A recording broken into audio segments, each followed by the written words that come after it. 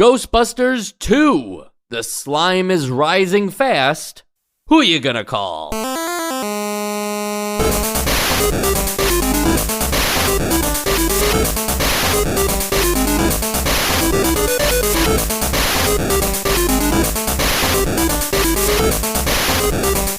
And welcome to Nostalgia, a chronological exploration of every NES game released in North America. I'm Mike. I'm Sean. And I'm Joe. Joe, did that freak you out a little bit? Yeah, it's just I'm comfortable now with the pace and the tone and the cadence of that opening. Well, it is spooky season, both in the time that people are listening to this episode and, hey, it's 2023, so it's always spooky season now.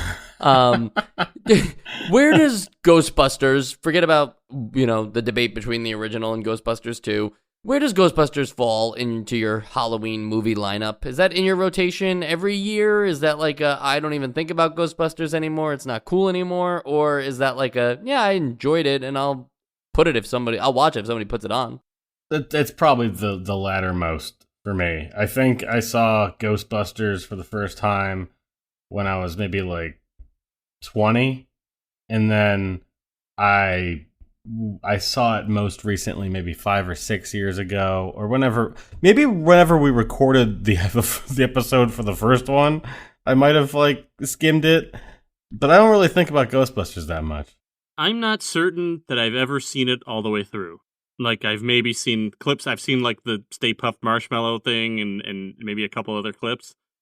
Maybe I saw it all the way through when I was a kid and don't remember any of it, but I don't think I've seen it. Ghostbusters 1 is a movie I'm very familiar with, seen it many times, even at an early age. It was one of those things where, as a kid, you're convinced that it is a little scary, and then you watch the whole movie, and even though nothing scary happens, there are some, moments that would terrify a young child. Yeah. And so it has, it's that Halloween-friendly vibe to it, whereas, you're not watching The Conjuring or something, The Exorcist. You're watching Hocus Pocus. Yeah, exactly. It's I am spooked a little bit, but I can still watch the whole movie. The Ring is not something I could do when I was a kid. I couldn't watch that whole movie. I was freaked out when she came out of the TV. It did happen. Anyway, this is not a Halloween movie recap episode. This is about Ghostbusters 2, and believe it or not, we have played Ghostbusters 1, and I have to say believe it or not, because sometimes you don't play the first game. Goonies 2, we never played the first Goonies game. So for Ghostbusters, we did play a Ghostbusters game, but was it really based on the movie? No. It was a franchise simulator where you opened up your own Ghostbusters in your town and had to manage money and, fight ghosts and make money to buy new parts and stuff like that. And deal with the national gas shortage. Yeah, Sean had a lot of amusing takes on the episode and everything. So Ghostbusters 2, not the video game we thought, but I think also for a lot of people, Ghostbusters 2 was not the movie they hoped for. So maybe the Ghostbusters... They're trying to stick with that, yeah. Yeah, they're trying to stick with that and flip our expectations a little bit. So, here's the thing. So I haven't seen Ghostbusters 2. Can you give me a 30-second pitch? No. Okay. I can give you the quick pitch is that the ghost, the on the logo for Ghostbusters, with the censor sign going through him. Sure, yeah. Yeah. You give me that. Yeah, he has the peace sign this time for 2. That's true. That's how you I know that. I do know that. I just thought maybe you knew what happened in the movie is all. Well, is what happened in the movie related to this little opening text you get? I am Valdo. At the stroke of midnight. Huh? I am Valdo. Yeah. Maybe maybe this is a good synopsis. Okay. But I don't know. Did you guys read this synopsis at the beginning? Yeah. No, is that the one that happens after the Ghostbusters car tells you that they're back and ready to believe you? No, this is well, yes, but also if it wants you to read the story, it does not make it easy to do so because you have to watch this cutscene without interrupting it, without touching a button where it tells you the Ghostbusters are back and they're ready to believe you, and it's just a cutscene of someone playing a level for 1 minute and 22 seconds. Then the credits roll. And you have to watch the entirety of the credits then you get the plot. That's pretty wild. If you touch any button, you skip it all. That's pretty insane. I only saw it after I was looking for more footage to watch. Not so much when I was playing, because I would never be that crazy to wait that long to press play. So look, how well the game translates the plot of Ghostbusters 2, I guess, is anybody's call. But yes, it is following the same movie points of like, it's, New Year's Eve and before midnight and everything, and you gotta with Vigo, you gotta take him down. He's in the painting and everything. All those things happen in both the game and in the movie. The game is, though, missing a few plot points, but whatever. It's enough to satisfy, I think, on a way that Ghostbusters 1 just wasn't, right? Does the Statue of Liberty swim and shoot birds in the movie? I don't know if they shoot birds, but yes, they do control the Statue of Liberty in the movie. Oh, cool. Yeah, absolutely. I should watch that movie. That's what sold you on it. Yes. The Statue of Liberty being like the thing that they control is probably, like a direct, like what's our Stay Puft Marshmallow moment of this movie, So last time the Stay Puft Marshmallow was like, don't think of anything, and that's what he thought of, so then it roams the streets and causes terror. This time, they control the Statue of Liberty, and all the citizens love it. Yeah, because, everyone has always fantasized about Lady Liberty, and just seeing her, able to walk around, shoot stuff with the torch, like that's sort of just like that's what you want to see. I'd like to dedicate this next song to a woman that's over 50 feet tall and 100 years old. That's another Simpsons joke. Just if anybody's racking them up. Yep. Figured you'd tell. Yep. The next line in that, the punchline is that this giant woman will kill us all. And then the guy jumps off the boat. He's not aware that he's talking about the statue. Ah. But look, okay, forget about the plot, forget about the game and everything, because it's important. Forget about the game. Forget about just forget about this podcast. This is about painting now. Yeah, forget about all that, because I think what's important is that when you start this game, it's immediately apparent that you are playing as the 4 Ghostbusters in platforming levels, and then you're riding around in the Ectomobile, and you're even controlling the Statue of Liberty. Whether those things are pulled off successfully, I think a lot of Ghostbusters fans are automatically satisfied compared to the first game that was rather confusing and then ended with like a, chugging up the stairs that took forever to face off against the Stay Puft Marshmallow. Like, this has more direct action going on. I'll say that even, before we even get into like if any of it actually worked or was fun, right off the bat, the vibe I get from this game is like fun. Like, they're trying to be fun. They got the music going. You got like funny things happening. There's like, it's like it's actiony and it's moving. So like I just get a fun vibe from this game. There's messages coming to you on the like opening cutscene of like the Ghostbusters are back and ready to believe you and stuff like that. You got to kind of like wait to watch the whole thing to get the full message, and it seems like they took a big note from the first one. Like, hey, this isn't like action packed enough, and like the vibe is there immediately to me. Yeah, it was almost as if in the first game that they wanted to make a game where it was just everything that happened between the scenes in the movie. Yeah. Like, oh, well, we'll just put all the time where they're like driving to places in the game so that it all makes sense in the end, and then running up the stairs, yada yada. And then an executive was like, wait a second, why did we do that when we could have had a perfectly... I mean, it's not a perfectly fine action game, but it's at least more... A perfectly fine concept for an action game. Yeah, it looks like an action game now, and it plays kind of like an action game now. Yeah. Yeah, I don't know what their devices are called, but the slime blowers, I don't know. Whatever it is. We'll go with slime blower. Yeah, okay. Those devices that they use are one of the, like, in the history of IPs, ripe for video game kind of things. It's like lightsabers, right? Like, it's the kind of thing that, like, sure, just make that the gun and make a whole game around capturing or shooting at ghosts, and, that there can be a video game there. Just like how everybody wants to be Luke Skywalker with a lightsaber. I'm sure kids, when Ghostbusters 2 came out, also wanted to use that to bust some ghosts. Now that they're able to do that in this one, via action side-scrolling stages, how does it work? So, all right, you you get dropped into the into the darkness. You get dropped into the sewer/subway system, and I think this happens in the movie. There is just a tiny spider that forces you to go in one direction, and if you try to go in the other direction, you will get knocked to the ground, and you can't go. I don't know what that was about. It's also in the opposite direction that you would normally go in a side scroller, so it's just very strange. You're going left a lot in this game. Don't know what the actual reason for that is. Anyway, then you use your kind of impressive in terms of physical simulation sense gun. What would you call it? The slime gun? Slime buster? Slime buster. And you can just like shoot a bunch of slime everywhere you go, and it just will continue to exist in the world. You can shoot straight up, and then it'll fall right on your head. Maybe like 10 seconds later.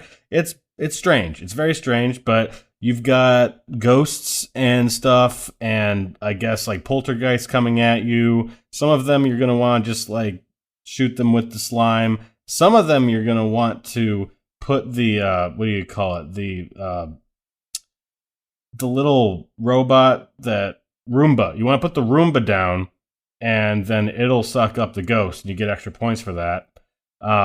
So you're already incorporating the iconic devices from the movie better in the first like 40 seconds of the game. It's still a very strange experience, and it feels like no other game I've played on this system. But those things are there.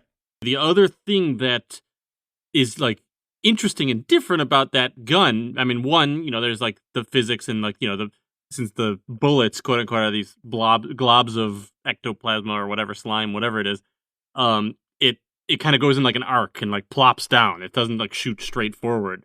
But also, hitting up or down on the D-pad makes you aim up or down, but like on... It's an angular aim. Yeah, various angles. So like if you hit up just once, you're going to aim at like a 45-degree angle, maybe even less than that. And then like up again, and it's like, maybe a 70-degree angle, then you're like right at a 90-degree angle, and like that gets a little weird. It's a little overwhelming. Gameplay-wise. Yeah. yeah, definitely.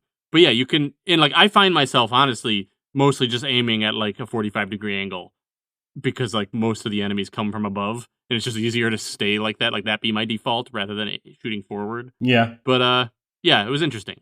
It's weird that they chose to lock it in so that you have to change the direction via button input, where we've seen games like Contra successfully do this, much easier and much more freeing.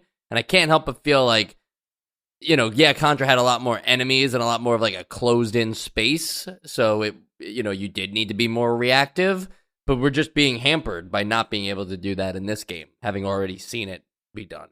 Now, what do you mean by that? You mean the fact that if you let go, it doesn't like default to a default angle? Yes, exactly. And like that you can just like, in Contra, you can just shift to the exact direction that you need to be in, so you can jump all the way to the other diagonal end of yourself. Yeah, they seem to have prioritized being very exact. And, in Contra, you only have, 8 directions to shoot in? Correct. In this one, there's, probably 16 or 32 directions you can shoot in. I don't really understand why those are all there, but they seem to prioritize that.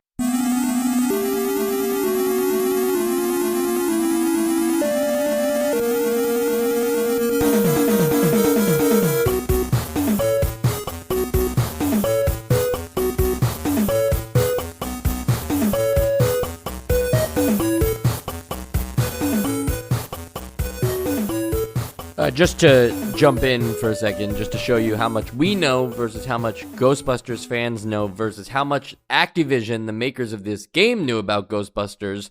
The Ghostbusters 2 manual referred to it as the slime blower, but we all, including me, Sean, and Joe, we knew this. We just didn't know it because we're not super fans. But when I say it, the thing is referred to as the proton pack. That is the official name, and everybody knows that. Yeah, it's just we didn't, we're not that big of it, but like that is weird, right?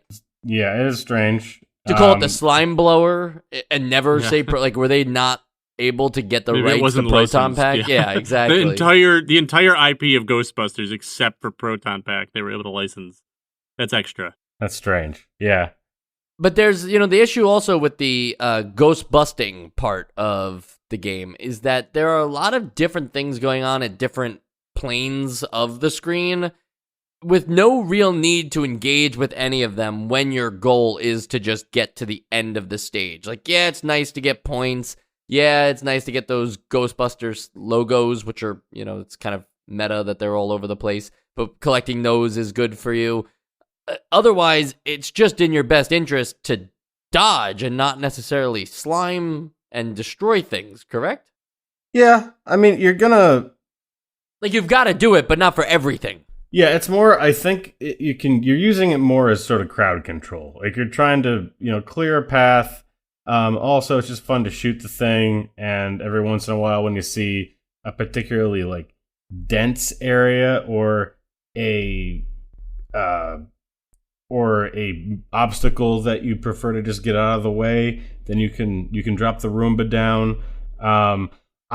It's definitely not a game where you are compelled to kill everything. Yeah, I mean, I used it specifically for, like, defense, and I actually don't find it particularly fun to shoot it. I find it fun and I find it interesting to shoot it, but I find it kind of annoying because, like, sometimes I just need to kill something and it's, like, not that easy to aim, especially because it arcs and because, like, yeah, you the way you have to adjust the angle. I just think, like, even in the second stage of when you're ghost busting, I'm not sure if it's supposed to be a library or a museum, but there are just enemies with patterns that are just kind of either like they're the slimes that are kind of sluggish but move diagonally all over the stage. Yes, they drop some slime, but as long as you're in front of them, they don't move fast enough to necessarily like keep up with you. So again, just dodge them. And then there's other things that move in like crazy diagonal patterns, but in a up-down position. So they act more like, guillotines, where it's like, just don't get hit by them at the bottom and you don't have to worry about them either. It's just something about the lack of need to ghost bust bothered me. Well, maybe they're trying to say something like, ghost busting isn't a necessity. Like, it's nice to be free of poltergeists and phantasms, but we should just live and let live. Yeah, and I'm not arguing for, like, the Luigi's Mansion approach either, like that we needed to be, like, sucking up and capturing ghosts or whatever. I mean, that would have been fine too. But even just as like your proton pack is your gun and you're defeating these ghosts, it could have been maybe a little more like, how do I say this? Like, the enemies, I guess, could have been a little more confrontational rather than just like littered on the screen. Yeah, there's no AI here. They're just patterns, and you're supposed to avoid or eliminate them. They're not trying to kill you. They just exist. Yeah, and otherwise, there's really nothing else happening in the stage. So by just continuing on in the direction you have to go in, which is a little weird because you're going right to left in a few of these stages. We haven't seen that, right? In almost all of them, you're going right to left. It's very strange. I'm sorry, in the ghost busting one specifically, you're going right to left. Yes. But then in the car, you're going left to right. So are you just going around in circles?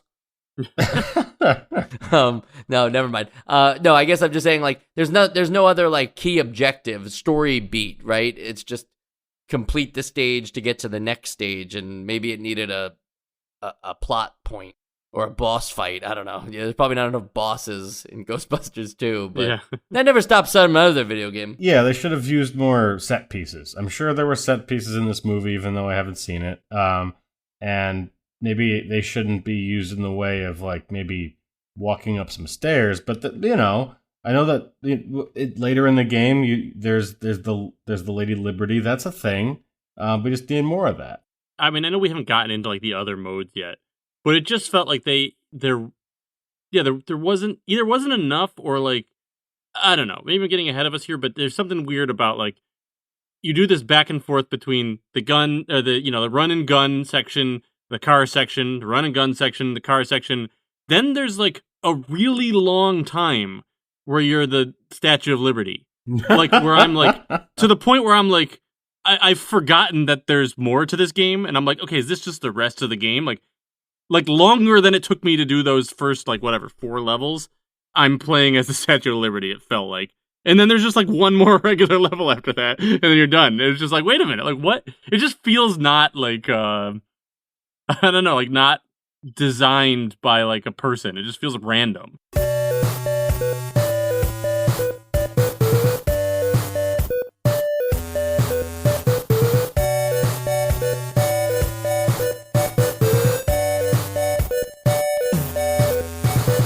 Let's move on then to that ectomobile stage where it happens several times, but basically after you finish a ghost busting scene, you then get to go into the ectomobile and drive to the next place you need to go do some ghost busting in. And the weird thing about New York City is that it has no traffic whatsoever. But yes, the manholes are just as bad as you remember them. In fact, they're now man pits.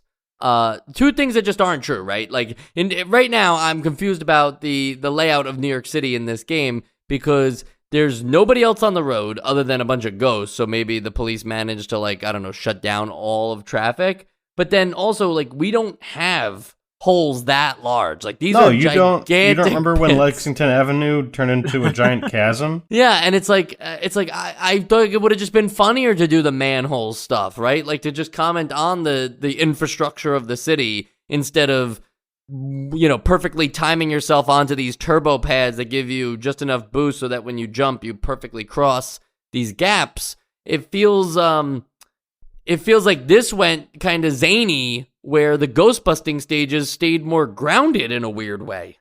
Yeah, I don't really know what I get that, driving around the city is something that they needed to put in here. It's just like it's too iconic, I guess, if these 2 games are anything to go by. So I get that needed to be there, but I don't know what made them go this route with making it this outlandish, because these are very hard levels too. Like, this is almost like Battletoads on the jet skis in the sewers hard, where I actually got stuck several times because there were just the pitfalls I just couldn't jump over. Well, there's some like issues with, not issues, but like you have to be very precise with the timing for those jumps, especially when there's like a speed boost that you need, then a jump, then a very small platform to land on with another speed boost that you also need to complete like more of the jump. So it's like you don't have really a lot of time to know that's coming or to process it before you have to do it.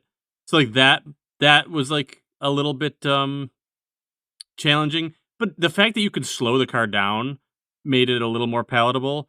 And I kind of liked the outlandishness, and I will say that I personally had not saying that I loved the driving section, but had more fun with this by far than the run and gun sections. I don't know how you guys felt. It's a lot more straightforward. I kind of agree with that.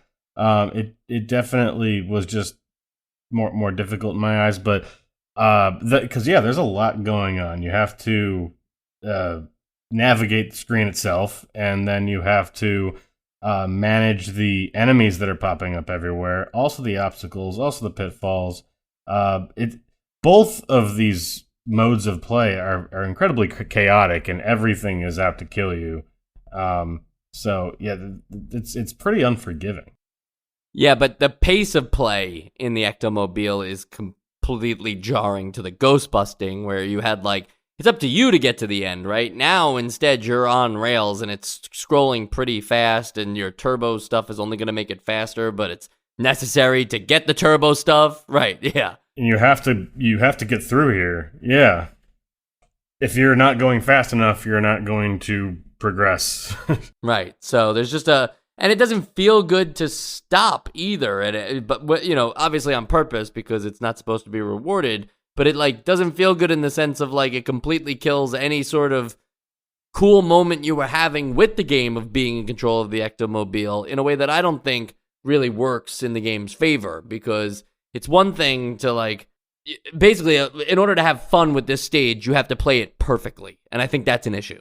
It's okay to make mistakes, right? Like usually that's why there's health bars in games. It's like you get hit once, you're not dead. You get hit a few times, now it's like you pay the price. It's like with the Ectomobile stage, it's just frustrating that something that comes down to basically reflexes and not necessarily memorization. It's not like a Battletoads level of memorization, but like, it's you're doing this once, you feel good about it. Don't forget, you still got to do it like 5 more times. A movie tie-in should not be Ninja Gaiden.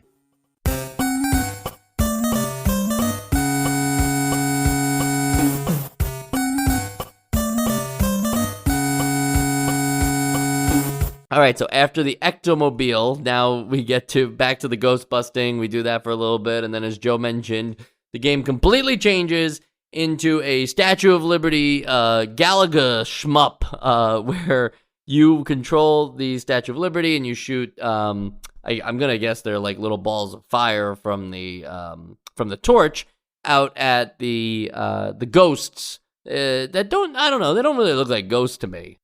They look like seagulls. Yeah. Yeah, some of the ghosts that we've been, in the ghost busting stages, they look like slimes, and that's fine, because we know that those are characters in the Ghostbusters universe. And then in the Ectomobile stage, they just look like the kind that, like, you put the sheet over the head. Yeah. And that's fine, too, because that's, like, stereotypical ghost. But this is, these are will-o-wisps.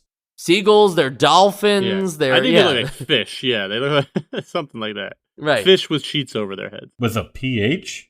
Yes. And it just keeps happening, too. Like, they keep spawning, you keep shooting your fireballs at them, and it just... I like explaining, like, enemies populating the screen, like, and attacking you is like, this keeps happening. It keeps happening for a long time. Yeah. For a little bit of context, like, I don't remember. It felt really, really long to me. But right now, as usual, I'm watching a playthrough while we discuss.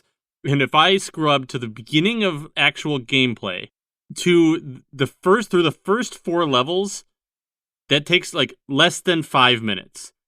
Then this stage, which doesn't change, like it's like there's no like interruption. It's just like this straight thing is like almost 10 minutes. That's insane. More than double the first 4 stages. So that's why like when I'm playing, it takes me longer to do some of the other stages, and like, maybe this is on rails, so maybe it doesn't take longer, but I'm like, is this the game now? Like, did we forget about the rest of the game? It just felt so disproportionate. And then like suddenly to go back after this to like one more level, it's fine, but it's just weird. Did they run out of time? Did they have to like release this when the movie came out? When did this come out at the same time as the movie? No, actually, that's what I was going to mention next, Sean. So that's funny. We can go into it. It's funny that we're even critiquing this game at all on like the kind of nuanced level that it probably didn't even get from its own makers, because this is a movie tie-in game, right? It's like you make these kind of things just to get people to go see the movie and get buy the merchandise, yeah. Right? It's like people don't care like as much as we are trying to care about it. So you do have to remember that it was probably just successful for the fact that it actually was more faithful to Ghostbusters than the first one, right? Like, so it's got that going for it, and that was probably enough to be successful. But I feel like we can get away with it because they missed the deadline, and it didn't come out until the next year. The movie came out in June of '89. The game didn't come out until April of 1990, and that's not some weird thing where, like, it came out in Japan first. Like, no, this never came out in Japan, this game. So they missed the window, and so now we can treat them under the critical lens because it's not the shameless movie tie-in to just get you to buy tickets to go see the movie like Spider-Man 2, Spider-Man 1, the video game was, where that game came out like 3 days before the movie actually came out, and I saw the ending in the game before I saw it in the movie theater. The second time I mentioned that on the podcast. I guess what I'm assuming is they were making the game and then they ran out of time and they just decided to like copy paste however long the original Statue of Liberty section was over and over until it was a respectable amount of time to play a video game from start to finish for rental. Yeah. Because I was actually going to ask before what you just said, that like if this was an arcade game. Because it feels like it could get away with it more, because like probably a lot of people wouldn't finish it with their like 1 or 2 quarter tries, and it's like, but like because it feels so short or something, but it sounds like it's not. So it does feel like very, yeah, like they stretched this out deliberately just to like give it a little more length. Well, what's funny is Activision also, who made this game, worked on a computer version that did make it to computers in 1989. And it's not like the NES is just the port of that. That's like a completely different game where like you're doing like third person over the shoulder zapping ghosts with the proton packs, and then like you're in the lab using your mouse to like click on things. System, and, yeah, there is a cash on hand thing where you have to know how much money you have and get phone calls and answer them to then collect more money, to collect jobs to make more money. And basically, as you're zapping the ghosts, that's your money. Like those are the points. Like the longer you zap the ghosts, really hard to explain. But yeah. There's also like some suggested nudity in the game. Hell yeah! There's a lot of stuff going on, but there still is a moment, which is this is weird. This is weird. Sorry, I know it sounds like I'm playing the game, but I'm just looking at it. And there is a moment where you do control the Statue of Liberty on your, let's say, what did this game came out for? It came out for the Amiga, right? So you're playing on your Amiga, and you're controlling the Statue of Liberty, but it has this first-person view where you're looking down at just the Statue of Liberty's feet, okay? Oh. And they're moving, and you're controlling the feet as they move, trying not to, like, step on the cars of New York City and everything. But the way you're controlling the Statue of Liberty is via an NES controller. So clearly, like, at one point, they were thinking that this version was going to be on the NES, right? Yeah. That's pretty wild, yeah. It's so blatant, it's crazy. But, like, I can't state it enough. They're two very different games for just the sole fact that, like, at the end of this game, you actually do fight Vigo. Instead of just seeing him every once in a while, like... Seeing his head bounce by in levels and stuff. Off-center, like, I guess, on a poster?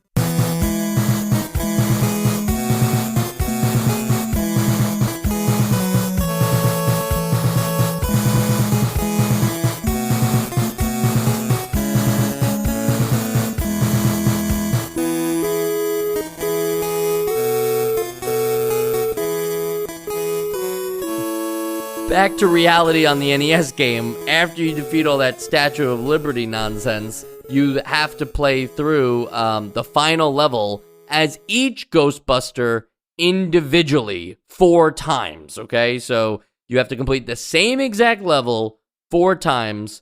They don't have anything that makes them unique. Were they like playing lookout? Like, okay, you go first, and if the coast is clear, like, then we'll come up? Like, why don't they just all go together? I guess because then that's no different than the first game where they were all like slowly trudging upstairs to get to the Stay Puft Marshmallow. Now it's like, okay, we can move faster if we go alone. I really don't know how to explain it. Padding for time. Yeah, I was going to say that lends credibility to that theory, that they're just stretching it. And there is no boss fight in the final level. So literally, as long as you get to the end of the stage 4 times with all 4 Ghostbusters, you will just see them defeat Vigo via cutscene, and that's great. Did I lose you, Mike? Nope, that's it. That's it. Oh. It's great. Isn't that just great? Don't you love it? Like, wouldn't you like to get to the end of any game and the boss that you've been, like, fighting, like, working towards the whole time just gets defeated off camera? Yeah. Then you don't have to do the work. Yeah, I want to say there's probably a lot of modern games that do that too. I can't think of them off the top of my head, but that feels like a very of-the-moment complaint. No, there are games like Fable 2 where Fable like you 2, can okay. No, you can just shoot the like the main bad guy is like someone that you could just take a sniper and shoot from far away and kill, and then like that's it. And that's great in my opinion. Like that's fine because it's like you're interacting with it. You're still taking him down. He's not this all power. Yeah, you made a choice to do that. This is literally like you didn't do anything interesting to get to the end of the game, but the game decided the game's over, and so they'll just show you how it ends. There's that clock in the like bottom right-hand side of the screen, and it does move throughout the game, but it's not interactive, right? Like there's no time limit on the game to interact with the whole like, you know, get to me before midnight or else I'll awaken and my curse will take over New York City or whatever. Like, is it maybe just actually a tracker of how far through the game you are? No, that's what I'm saying, right? There's no like interactivity from it from a standpoint of like hurry up, like clock's ticking. Yeah, like you can't be late. It's just like if you step forward, you're moving the clock forward pretty much. Or I feel like it could be that, or somebody mentioned, I didn't even notice this, that spider that pushes you forward during the side-scrolling levels. With the inclusion of that, plus the fact that the car levels are an auto-scroller, even though you can change your speed, and the fact that the Statue of Liberty levels are an auto-scroller, that like maybe it is ticking the time away, but it's also literally impossible to get there slower because the game doesn't let you go that slow. Yeah, I think that's exactly what's happening. I just think when I see that clock, I feel like I'm playing Back to the Future instead of Ghostbusters. Well, there's no Doc Brown here, just like there isn't in Back to the Future. So there you go. Say no more. On the sequels and spin-off side, there is another Ghostbusters 2 on the NES. It's called New Ghostbusters 2. Oh, and it was made by HAL Labs. We love HAL. They like to gamble. They They will not release it in North America though because it will be too confusing. So we won't play it at all on the main show, but maybe look for it as a Bites episode sometime. Maybe. Yeah, that sounds like a great Bites candidate. Yeah, and if you don't know what Bites are, those are our other little small Patreon show that we do once a month. Patreon.com/nostalgia to join. Just $5, you got it. But New Ghostbusters 2, it's worth talking about for a moment. Just the idea that they had to call it New Ghostbusters 2. Like, New Ghostbusters isn't like some kind of animated show or something, like some kind of spin-off working thing. They're literally just saying, like, this is the new Ghostbusters 2 video game. And I think that maybe that speaks to public reception of Ghostbusters 2 at the time. Isn't there like a new Super Mario Brothers? There is, so we should sue. For Activision, we should sue New Super Mario Brothers for stealing it. Huh. Any other ideas what they could have called it though, to let you know that it's Ghostbusters 2, but not Ghostbusters 2 Redux. The real Valdo. Sorry, Valdez. What's his name? Vigo. Valdez, did you say? Yeah. I like that. Yeah, I don't know what I would have done here. Ghostbusters 2 Real? Who knows? Joe, any I don't know, you could do like a joke, like Ghostbusters 2 the movie the game or something like that. Oh, okay, yeah. Ghostbusters 2 the movie the game. Ghostbusters 2 New Ghostbusters 2 would come out on Game Boy though, so that would be how it gets over to North America. However, the two games are not the same. The Game Boy version is different than the NES version. So even that is still like, you know, if you didn't like Ghostbusters 1 and you didn't like Ghostbusters 2, maybe it's time to check out New Ghostbusters 2 for Nintendo's final attempt at putting a Ghostbusters game to their 8-bit console. And that would also make it our final chance to get a Ghostbusters game on the Essential Games list. Ghostbusters 2, believe it or not, is a step in the right direction for this franchise. I do think that while I appreciated the uniqueness of what the original Ghostbusters game was putting down when we played it in like 2021, that was because it was 2021 and we'd been playing a lot of games that could have been like Ghostbusters 2. So instead we got this weird franchise simulator thing with some odd takes, and that, that's refreshing for us on the podcast. People were playing every NES game. But I realized that fans were probably disappointed, and it's also just not that great of a game. Unique spin, but not fun by any means. Ghostbusters 2, I don't know if it got funner. I know that's not a word, don't worry. But Ghostbusters 2 definitely became more faithful to what the Ghostbusters experience was, and so I feel like a lot of people who bought the game with that in mind wouldn't have been disappointed. But we don't go on, like, especially for the Essential Games List portion, we don't go by, like, what the Times would have said, right? Like, oh, this could be essential because people weren't disappointed. Like, that's a terrible pitch anyway. But definitely in 2023, with all the other great NES action side-scrolling games that we played, Ghostbusters 2 is not up there by any means. And so it will not be getting my vote. Joe? Yeah, so I'll say that I think that I give Ghostbusters 2 an A for the effort or the passion, Like, that opening cutscene is fun. It's a blast. You got those messages coming up and everything. You've got like, during the game, that clock, I didn't even know. I kept looking at that clock and I just didn't ever wonder what it was for.